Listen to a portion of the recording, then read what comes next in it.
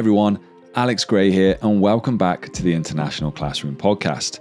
Now, this December, it is the season of giving, so we're going to switch things up with something exciting.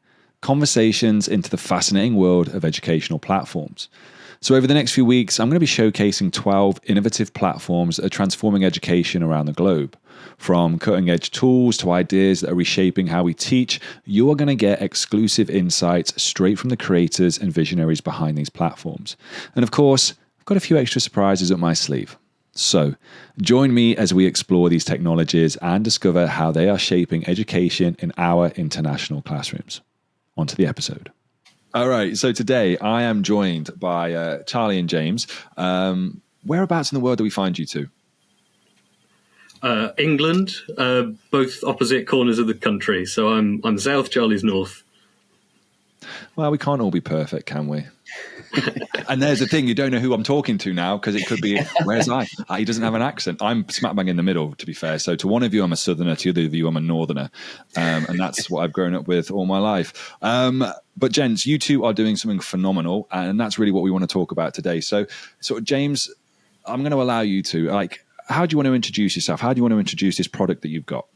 So I'll probably explain why I'm involved in this. It's mostly because I didn't do particularly well in school, mostly because I wasn't quite good at the exam system. But as soon as I really got into career, I started kind of, the usual tech, answering phones, turn it off and on again type of tech support stuff. And it only took me a few months to kind of work my way up to managing different projects and basically getting thrown into different industries, solving problems, all sorts of places. So something that was really annoying me at the time was that if I wasn't good at a lot of stuff at school, why am I quite good at this career stuff? It seems like I am good at stuff. I just wasn't good at stuff at school. There seemed to be like a big difference between those skills that are measured and appreciated at school and the skills that are useful in life and career and things like that. And it was around that sort of time that there was an organization called the World Class Schools Quality Mark, which was founded by Miranda Perry, who was very experienced in lots of different parts of education. I think she was a senior Ofsted inspector as well. And she sort of had the same kind of frustrations from a different perspective in the way that these personal development achievements and holistic achievements aren't measurable, and they aren't they're hidden, really. They're not celebrated because a lot of teachers and school leaders aren't aware of what's going on in holistic development.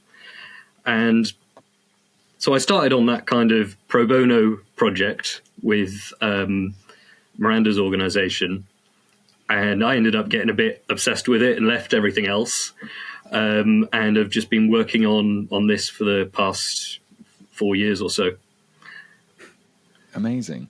So it's kind of an interesting one, this, because by the time this comes out, people are going to be like, oh, I've seen Charlie before, because we're talking about global perspectives, and it's like, we thought he was doing stuff internationally. We thought he was in Japan. And it brings the question then, how do you two meet? So Charlie, how did you come across James? Yeah, so I, as a teacher, I've always been primarily concerned by personal and character development, and really passionate about experiences, within, beyond the classroom.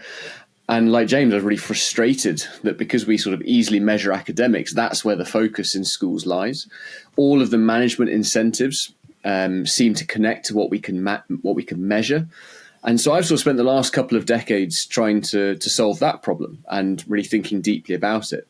And I ended up becoming a trustee of the World Class Schools Quality Mark, the charity that Miranda Perry set up, and first started sort of trying to accredit schools based on student action and the success of students from the maintained sector in the UK.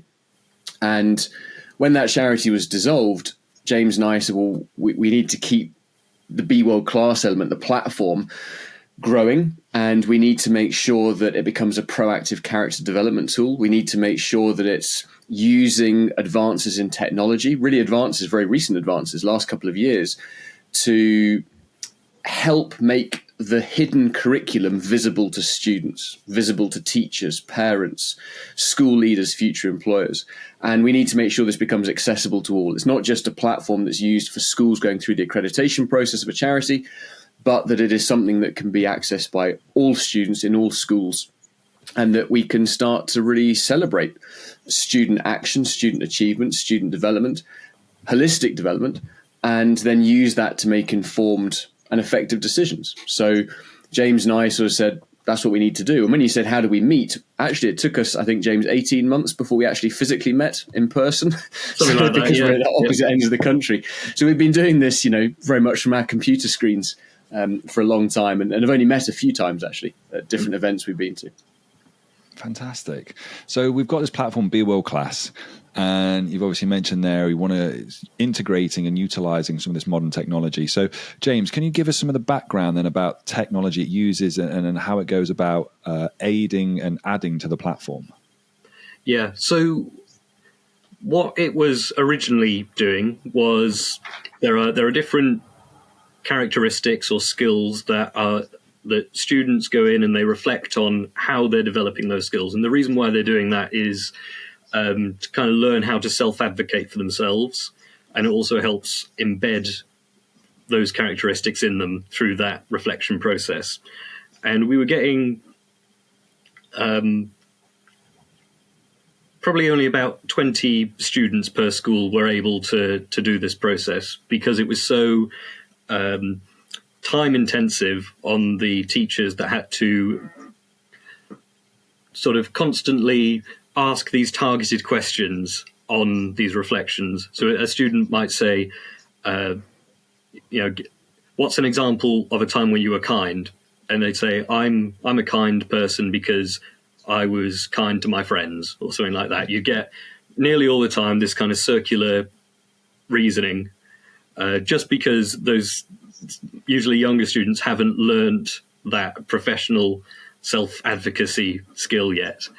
So the Grace AI is just something very simple that asks those targeted questions to help build out that reflection. So instead of, you're prompting the AI to generate some text or something like that, it's the other way around, and it just sort of says some targeted questions based on the experience to really fill out that description. I think we released that a little over a year and a half ago. So at that time, that's the pinnacle of AI in education at the time, I think. But as we've gone through that, we've also solved the problem that you might have millions of words of student reflections coming into the platform. Now that it can be done at scale, and that it doesn't take all this teacher time to be able to support only 20 students, it can be put in across the whole school. But you can't give like a million words on character development to a school governor or something like that and say, there you go, here's the evidence of what we're doing, because there's so much it doesn't mean anything. So it's really a method that's kind of been taken from what we'd seen has been going on in the insurance industry, where they have all this qualitative data on, why did the accident happen, all this kind of like wishy-washy stuff that isn't quantifiable, and putting it into these quantifiable categories so that you can actually make sort of serious decisions on it, rather than seeing it as this wishy-washy, immeasurable stuff that character education is usually seen as. So what are the categories then you put this data into? So there's a few on where the learning happens. So it might be, did you build your leadership skills in football club, or communication skills in your geography lesson, or something like that. There are also categories like, is this an achievement that only affected yourself, or is it something that affected other people? There are also categories like, is this something that you did at school or supported by a teacher, or did you do it with your peers, or did you do it at your place of worship? So once you have all that categorized data, you can actually make decisions on what's actually going on in the school. And just shifting back to you now, Charlie, about this, because I'm curious then in terms of talking about relationships, talking about obviously reflections there, character skills. Why this day and age, why are character skills important? Well, I think, the relationship between knowledge and skills is always changing, and the specific knowledge and skills that are needed are always changing as well. And we know that learning is not confined to your time at school. So often we think it has to be crammed into the school curriculum. You need to learn digital literacy skills now. And yet we've all learned those in our career as and when we've needed them. And really what we need people who are lifelong learners, able to adapt and grow with what is happening in the world. So learning how to set and how to sustain your motivation and your sense of purpose is crucial. That to me is the most fundamental sort of goal and focus of education. And we believe that's best done through experience and experience of action. So deep reflection, planning based on the action you've undertaken, all of these things are the best way to not only understand and sustain your motivation, but also to improve these actions so you can be meaningful and impactful. And that's what employers are really looking for.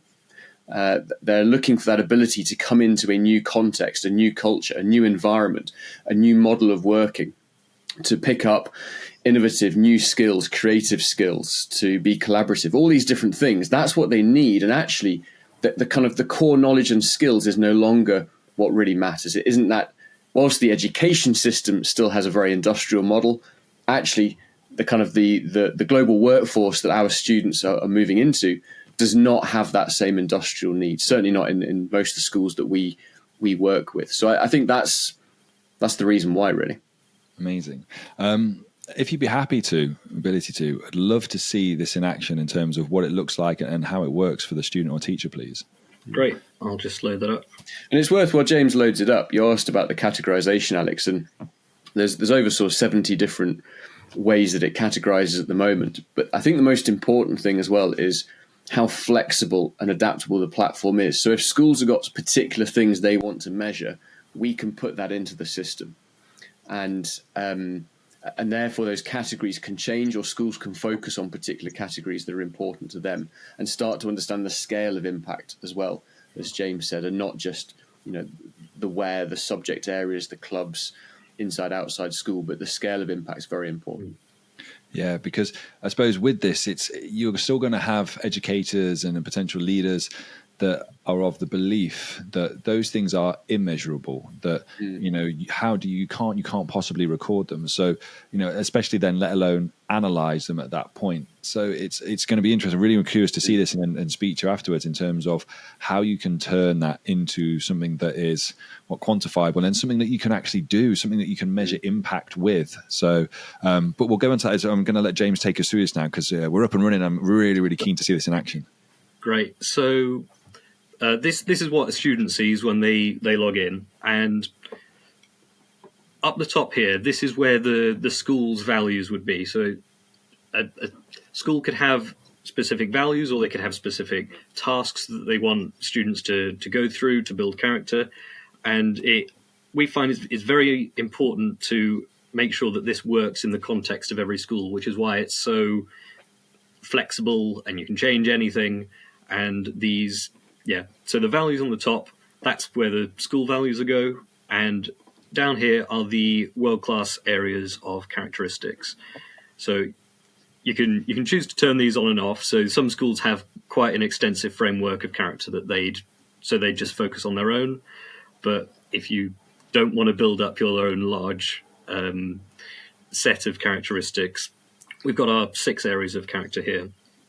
So how it would work is either a teacher would say, okay, we're doing the leader's characteristic, the first leader's characteristic this week, and you'd go in and fill that out and try to work out something that you've done that matches that characteristic. Or it might be, we've just done sports day or something like that. Go into Be World Class and fill out a characteristic that you've developed during sports day, for example. So I'll just go into this leaders area, and this is just a list of different characteristics that I can reflect on and set next steps to improve in the future. And so the understand step is, this one's quite easy to understand, but some of them are quite professional language. So the understand step is mainly for younger students that need a little bit of help in understanding the professional vocabulary. So it's just some very simple text there. And then they move on to the evidence step. And as an example, I've got, so I don't need to type them all out. So this is probably the kind of example that students usually start with, that kind of circular, but not really delving deep into a proper reflection. So I'm captain of the football team. I mean, as captain of the football team, I complete this characteristic. So I'm going to set my confidence, and this is just for sort of school data on the other side.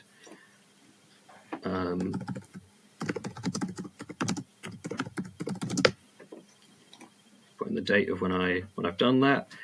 I can upload an image from my portfolio, so I've got a stock image here, just as an example, and I'll submit this.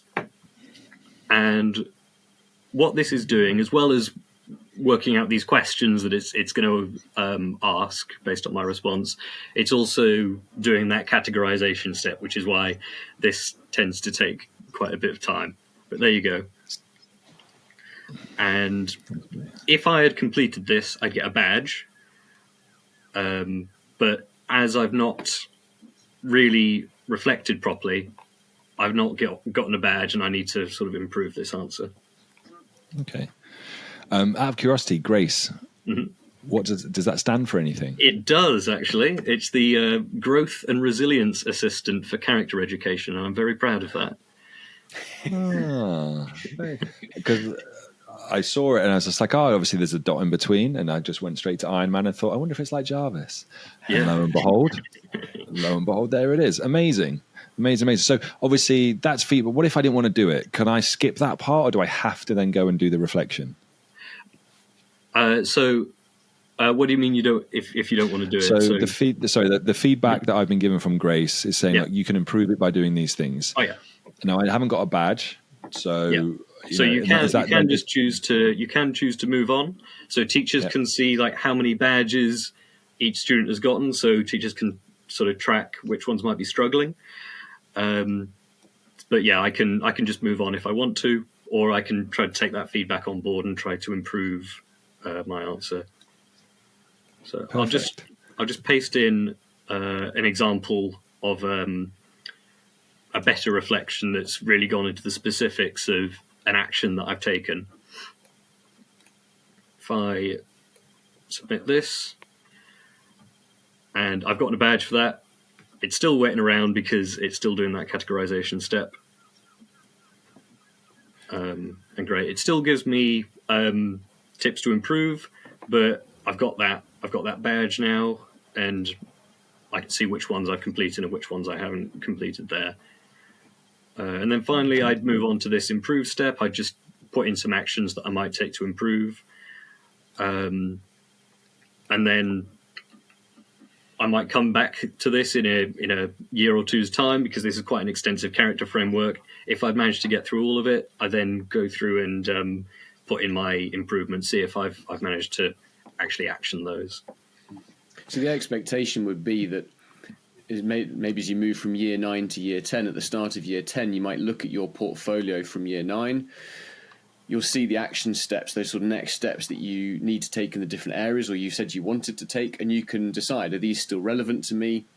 these appropriate? It starts that conversation with whoever your form teacher or whoever's the sort of teacher responsible for you. You can say these appropriate. And so the school can start putting in recommendations of next steps that they want students to do, either roles, responsibilities, opportunities in the school, as well as there being some generic ones. And we're starting to work with some other providers, other platforms that make things freely available to students, where they can then develop certain characteristics as well, or schools can select certain external providers that they recommend or work with, so that students have got something to suggest, something there suggested for them, or they can just make their own decisions as well. But it's that idea that this is ongoing rather than just a single moment of capturing what you've done, but it gets you thinking forwards as well. So here's a question for you, and it's probably more for you, Charlie. It's not quite academic, and it's not quite pastoral.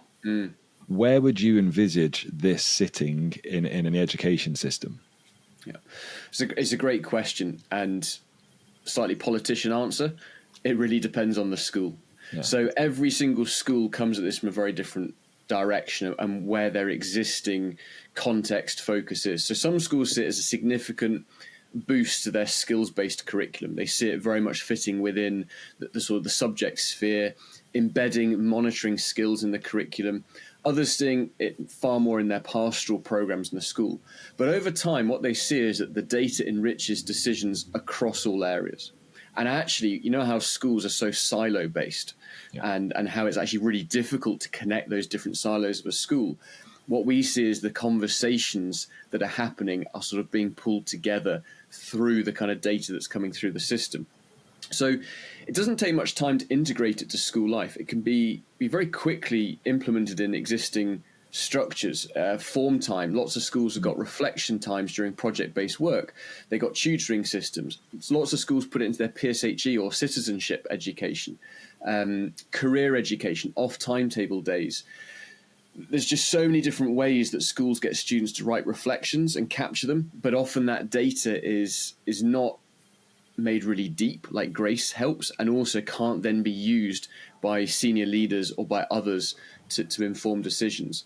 So I will often just work with a school and talk to them about where do they see it fitting in, help them integrate, help them understand how other schools use it, so they can think about how else it's used. And then the training isn't really needed. There isn't much more to get it into the system, no matter where you're using it, because it's very quick and easy for students to use. The teacher side, as James will demonstrate as well, is very simple and accessible. And the point is that the students do the work rather than the teachers. So just by having Grace, we reckon off the sort of work we did with schools during World Class Schools Quality Mark using it, we reckon about 5,000 teacher hours are saved. And that's significant. So even schools we spoke to the other day, where they get students writing reflections on OneNote, instantly the teachers who use that just said, gosh, this is going to save me so much time. This is that's the key part of the job. It means I can then have really meaningful conversations. And most importantly, it's the student who drives the conversation. So schools looking at a coaching culture, I think this is really powerful, because the child initiates the conversation because they've had thinking time, processing time. They know what's important to them. And the tutor can say, well, what is it you've got for me then? What do you really need support with, or what do you want to showcase or talk about? And that, I think, really helps embed coaching cultures within schools and overcome some of the problems they have, which is the teacher just doesn't know enough about the individual student in terms of all aspects of their life to start drawing out that information and getting them to articulate and be comfortable speaking about themselves, and to have meaningful coaching in the time that is available within schools. So this massively accelerates that whole process, I think. But really, it's about our whole purpose is being as flexible as possible, because we understand how schools are so different in terms of their culture, in terms of their focus, in terms of their needs. And that's why they can make pretty much all aspects bespoke as well. Amazing. Thank you. And you mentioned them obviously from a teacher's side. So I'm curious in terms of what this looks like then from a teacher's side. And obviously, because we want to see how they can go about using that data and how it informs sort of their steps they take.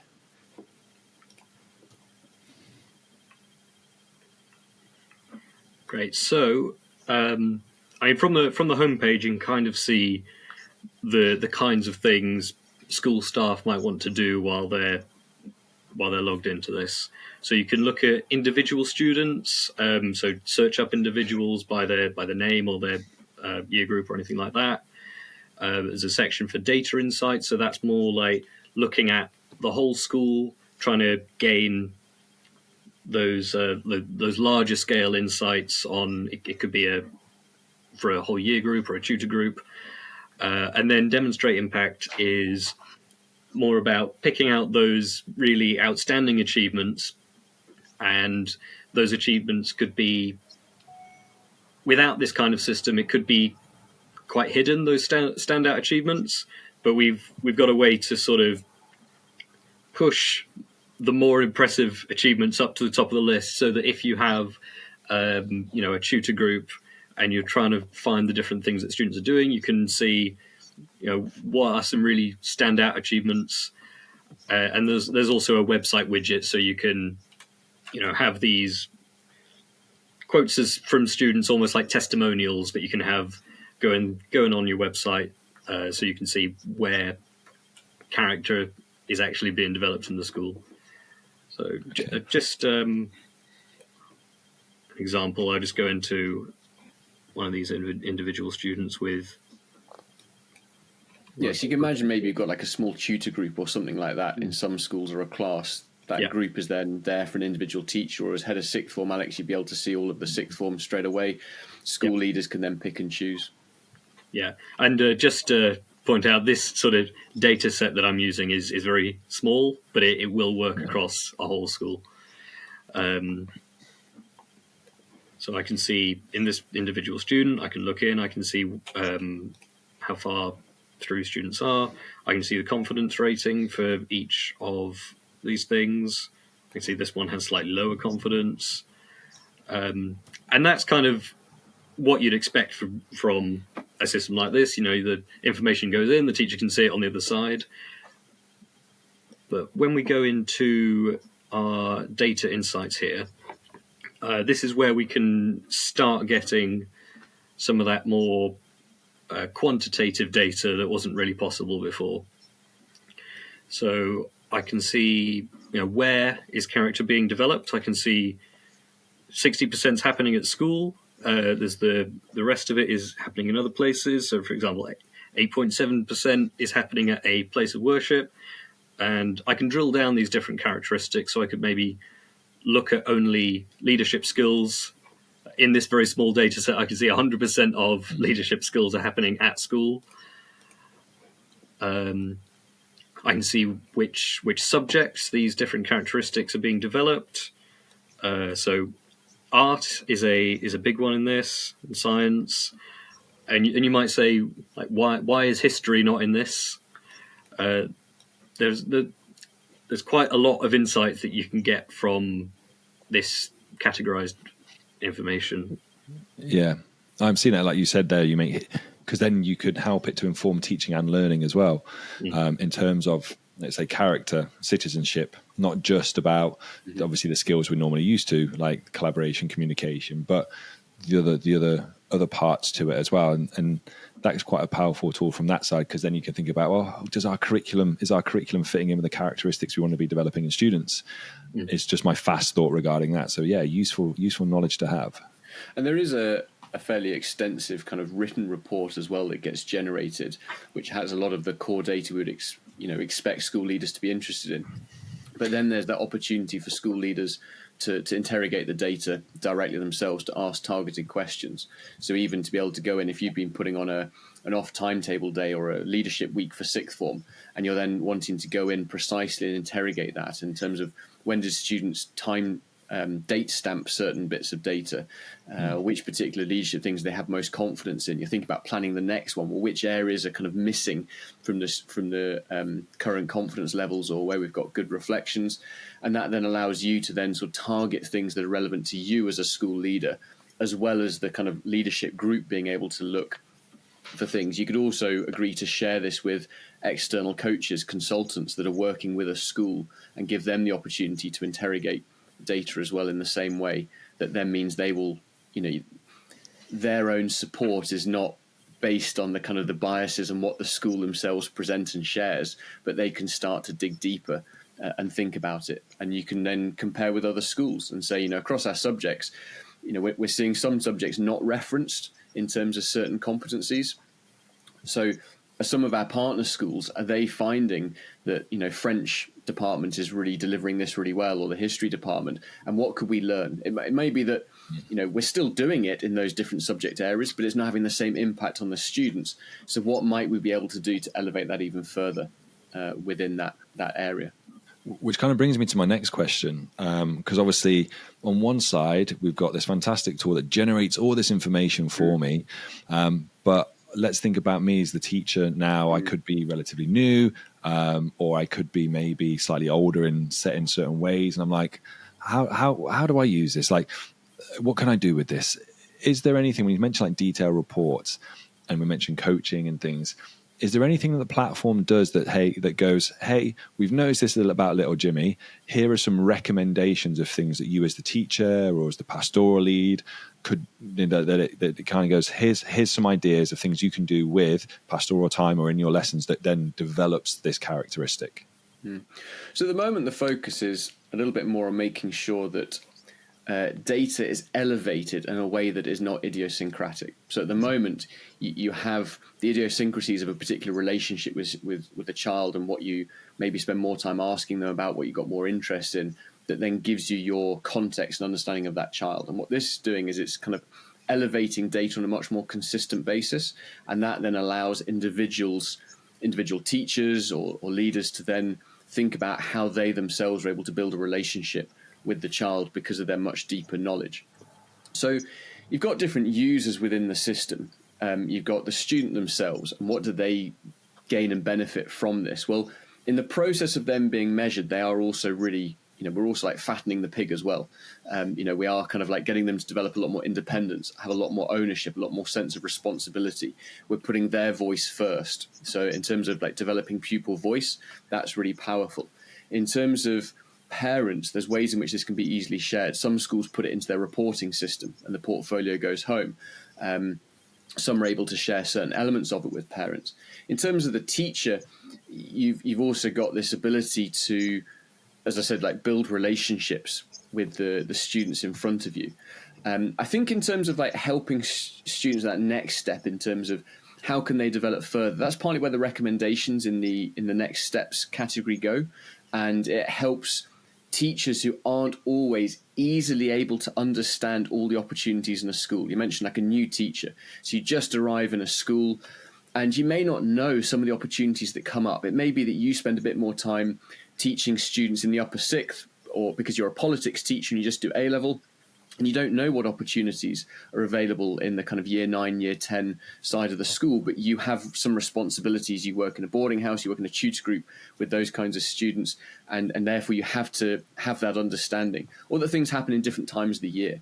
So the fact that you and the student can see those different things helps you with that next step of helping them plan. But I think for more targeted interventions, if you consistently see these kinds of issues, generally they tend to occur as a kind of a whole school issue, and therefore that's conversations that school leaders will be having, and therefore think about, well, how do we engage with some sort of external expertise to help us with that? And then if you've got issues with a particular child, so we just don't know, this child's really struggling with this particular characteristic, it's really easy to then look through this kind of data and say, well, what are the outstanding examples? What are students in the school getting good reflections? What are they doing good reflections on? Or the fact that it's instantly elevating to the school leaders, here's recent examples of great reflections that you can use in a celebration assembly. It means as a school, you're talking about these things so much more. You're celebrating them. You're making them visible. They're no longer hidden. And therefore other children start learning about things. Well, actually, I can do that too. I'm able to do that in my context. I heard about somebody do this in this club outside of school. Well, I can do that and I can share that. And so I think it's that kind of sharing that really helps, and it creates a culture that is kind of recognizing, celebrating, and learning from each other, rather than so many things just not being seen by the students or the teachers, which I think is the reality of many schools. Yeah, and you said some things in there that really resonate in terms of where I'm at with it. But first of all, is to do with relationships. And I think it would be far too easy within the technology world we live in to offset everything to this. But actually, the reality is, and what we really want is to go, hey, you can do all the heavy lifting for me, like give me the information. But when it comes down to it, I'm the one that has to build the relationship. So therefore, having that information allows me to have like focused conversations with students and allows me to drill down into, things they might be struggling with, but also celebrate things they're doing fantastically well at. And that's for me is a golden thing. And the second thing then is culture, like in terms of having this information to allow you to build a culture. And as we all know, it's like culture is a big thing about what we value and what we believe in, and being able to work on that. And simply put, it's about character. It literally does what it says on the tin here, doesn't it? It's about character. So I'm really curious, like from your side, in terms of from both sides, really, from the education, but also from the technology side of things, sort of the feedback you've had so far. Because obviously you've had thousands, as you've mentioned, you've got these data points and students going through these things. Like from a tech side of things, James, and in the interface and the use of Grace, like what's been the feedback from teachers and students for you? So what schools had actually asked for, why Grace exists, is that, as I said, the marking, or not even marking, the kind of checking if this reflection is complete was just taking up so much of their time. And what quite a few schools were actually asking for was like a speed marker, like a characteristic comes up, you say yes or no quickly, and then it would go through a few hundred, and you'd spend an hour doing that, and then so the feedback wouldn't have been ideal, but it would reduce that teacher time, and that's what quite a few teachers had been suggesting. So we really put in Grace as a we could do that, but what do you think about this? And we did the Grace prototype, and first of all, when we put this in, it was probably September last year, so quite a long time ago. And this was at the point where a lot of teachers hadn't seen AI before, so it was kind of seen as kind of magic, which, like, in some ways is good, but also you need to make sure people understand it. But I really feel like now when teachers first see Grace, they're like, oh, yes, I think I understand what this is. This is some sort of wrapper for a language model, and it's just asking questions. So in terms of the feedback for Grace, it's been quite good. The feedback for the categorization part of it, we've actually only released that about I think less than 6 months so far. So schools have signed up because of it, but we haven't yet got to the stage where they say, I think we really need like a year before we can do a proper case study on the data side of it. Fantastic. And obviously you've got schools in the UK. I imagine Aspiration already have in place schools internationally as well. And obviously, the more data you get and being able to share these things across borders, and we're talking a lot about being cross borders, that's going to help a lot more as well, isn't it?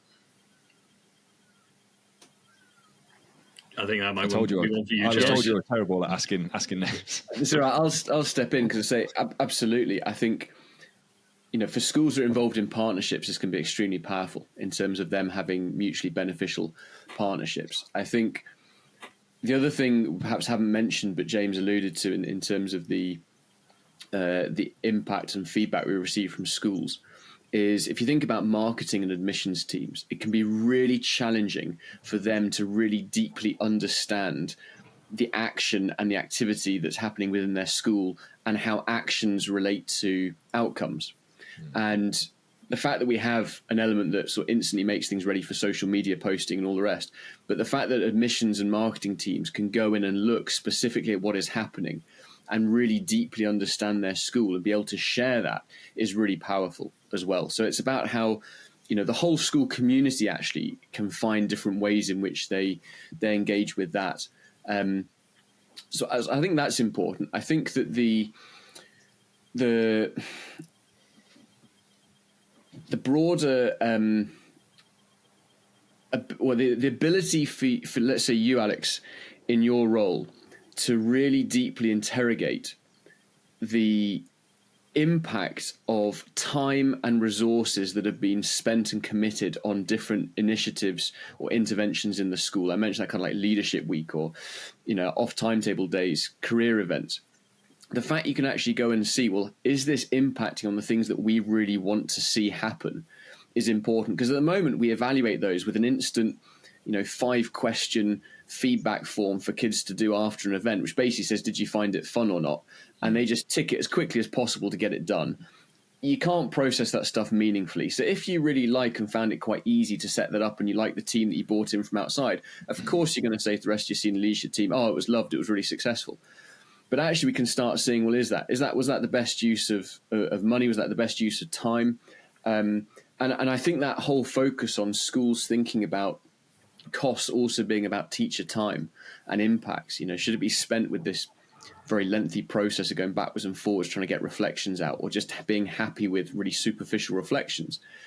It's getting schools to go much deeper than that. And I think that's a really important part of the impact, which is directly on student outcomes, the finances of a school, which are increasingly important and will only be ever more important, but always directly related to, is what we're doing actually enriching our children? And then it's that, as James said at the very beginning, it's that kind of what we call the seventh area, because we had 6 character areas as part of world-class schools. The seventh area is where the school puts on the maybe 3 or 4 values they say they really believe. But no school at the moment can show and prove that they live those values. Whereas this then gives evidence. It's providing evidence of, here is how students, and over time we're tracking how a cohort develops these characteristics over time. We can see the differences between how our year 9 live these values and how our year 12 live these values. And we can show the impact that we as a school are having on that development and that growth over time. So you mentioned in there, and it's always going to be the elephant in the room when it comes to any form of technology, any form of platform, cost and finance. So I could say I'm the head of sixth form. I like this, but I've got to go now to my SLT, to my budget holders, and say I want to bring this in. It's like, yes, I can see the value of it, but financially, then I'm sure you get asked this question a lot. Like, what's it going to cost me? Yeah. So we have like a primary version and a secondary version as well. So we've shown the secondary in terms of the characteristics, but there's a primary school version as well. The primary school is £495 a year, and that would make all students, all teachers able to access the platform in full.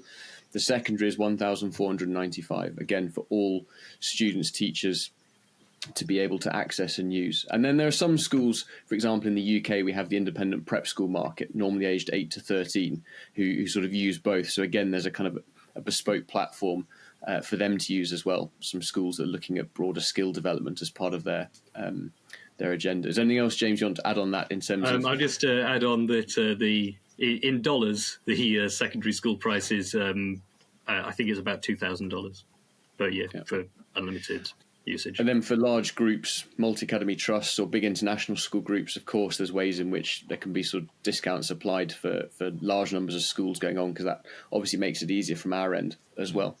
So, I mean, I'm speaking from an international school, and I would look at that and go, that's not going to break the bank. For what you're offering, is it? That's our point. We don't have venture capitalists that are trying to sort of push us in certain directions. We don't have, again, it's able to be bespoke and adaptable because we're here to serve the needs of schools. It's that problem, and it's getting this in front of as many students as possible and making sure it's as accessible and affordable as possible is crucial, and not trying to sort of gear it up in a way which, well, we won't add that to it because that's going to then affect a particular business model that's not going to appeal to somebody further down the line. We're a very different kind of ed tech company. And if somebody says, look, I'd really like to be able to do this with it, and James looks at it and thinks, yeah, the technology is available, he'll do that. And if we think that other schools, will always go and talk to other schools, would this help you as well? If people say, yeah, that'd be good, and we can make that a good education case for it, then we'll do what we can to make that happen. And James has many a a happy late night binge coding and putting in place these things, and often comes to me and says, look what I just did the last 24 hours. And you think, wow, that's incredible. That school asked for this, and look what we've been able to do. And that's then made me think about this as well. Would this be helpful, do you think? And then we just go from there. And it's a very different approach. There's no bureaucracy in our kind of internal system, which is a joy. Yeah. I think so James, a lot of the reason for that is sometimes a school might say, oh no, it's great, but it won't work in our context because of XYZ. And then I think, oh, you're right. And then I'd get obsessed with solving the problem for that particular school, because we really want to make sure that it's flexible enough so that every school can put this in and use it. And realistically, at the moment, we are going through evolutions to almost the point of revolutions when it comes into technology.